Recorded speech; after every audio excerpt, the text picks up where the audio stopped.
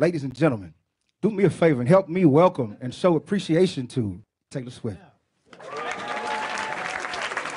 hey, guys.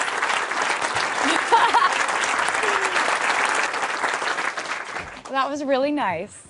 I'm so excited you guys are here. I'm honored that you'd want to be here to talk about how we made 1989. I feel like before we talk about how we made 1989, I should probably tell you all the things that led up to 1989 happening. I had been working with this demo producer named Nathan Chapman, who worked, he worked in it was actually a shack. Like, I'm not exaggerating. I loved the demos that we made together. And so when it came time to make my record, Scott was like, well, you know what? We're gonna put you with producers who have actually made albums before. And I was like, but this guy is so great. And he's like, but has he made an album before? And I was like, well, technically no. But, you know, so I went in and I tried it with a lot of different people who are awesome. And it just wasn't that same magic that I got with my demo producer who worked in a shack. And so after a lot of begging and pleading, I got my label to agree to let Nathan Chapman produce my entire first album. And he has worked on every single album that I've done since, including 1989. So that turned out well. I got to make my next record and I had a little bit more say. And so I got to use Nathan again without any conversations being had. And I made my second album, Fearless, which ended up being kind of the one that was the breakthrough album. Like, it was my first international #1 with Love Story. It was the first time I ever got to hold a Grammy in my hand and then drop it in the press room, which was really embarrassing for me. But that was the album that I felt was simple, to the point, and was it was like a really accurate snapshot of my life at that time. Like, it was just exactly what I was going through, and it was said very simply.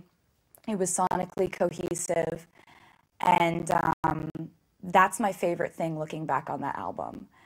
After that, I had a lot of people who would say, oh, she's an 18-year-old girl, there's no way that she actually carried her weight in those writing sessions. And that was a really harsh criticism, I felt, because, you know, there was no way I could prove them wrong other than to write my entire next record solo. So that's what I did.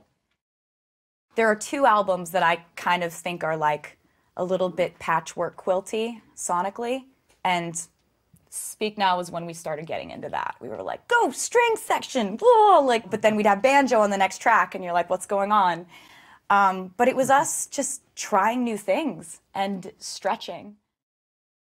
The next record, Red, is actually a really relevant part of how I got to 1989. I was getting the ideas exactly the same way I always did, and then a few months in, they started coming to me as pop melodies, and I could not fight it, and I just embraced it. I just wanted to see what it was like to work with Max Martin, because, you know, the idea of Max Martin, he's so enigmatic, he's so, like, mysterious. You're like, what does he look like? What does he talk like? What does he wear a cloak? Like, and I just wanted to know. I was like, you know, what is a Swedish pop mastermind? What does that look like?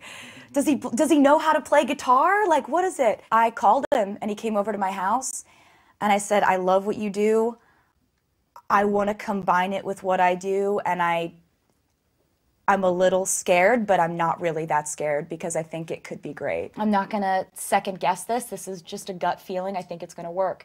We went and we did 3 songs, 2 of which were I Knew You Were Trouble and We Are Never Ever Getting Back Together. And that was as much as I was kind of allowed to work with Max on that project. I was also attached to being a country artist at that point. Just really, like, you build these relationships with radio and with the community, and it's sacred. We labeled Red a country album, and it came out, and it was universally agreed on that the songwriting was great, but it was also noted that it was a little bit multiple personality, which it was. And so leading up to how 1989 became 1989, I got nominated for Album of the Year with Red. Going up to it, you know, everybody comes up to you and they're like, oh, you got this, you're gonna win, you're gonna win. And I wish they wouldn't do that, because because you don't know if you're going to win. And someone else could very well win, and someone else very well did. When they announced the Album of the Year winner, it was like, and the Album of the Year goes to Random Access Memories, Daft Punk. And they really dragged out the rap. And I was like, for a second there, I kind of thought we had it, and we didn't. I remember not going to after parties. I went home, and I cried a little bit, and I got In-N-Out Burger and ate a lot. And I just was thinking a lot before bed about what I had made so far for the next album that was to become 1989, but I didn't know that then. We don't make music so we can like win a lot of awards, but you have to take your cues from somewhere if you're going to continue to evolve. You have a few options when you don't win an award. You can decide like, oh, they're wrong. They all voted wrong. Second, you can be like, I'm going to go up on the stage and take the mic from whoever did win it.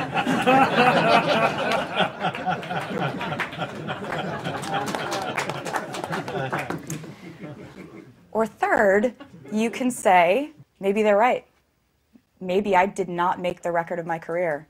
Maybe I need to fix the problem, which was that I have not been making sonically cohesive albums. I need to really think about whether I'm listening to a scared record label and what that's doing to the art I'm making. And so I went to bed, and I woke up at 4 in the morning. I'm like, it's called 1989. I've been making 80s synth pop. I'm just going to do that. I'm calling it a pop record. I am not listening to anyone at my record label. I'm starting tomorrow.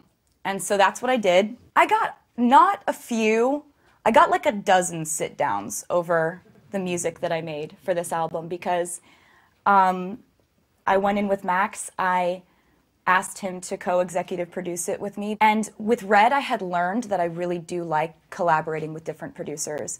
I had worked with, on Red, I'd worked with Jeff Basker and Butch Walker, done some things with Nathan, worked with Dan Huff, and just really kind of, you know, Dan Wilson, just awesome people. And I liked the idea of collaborating.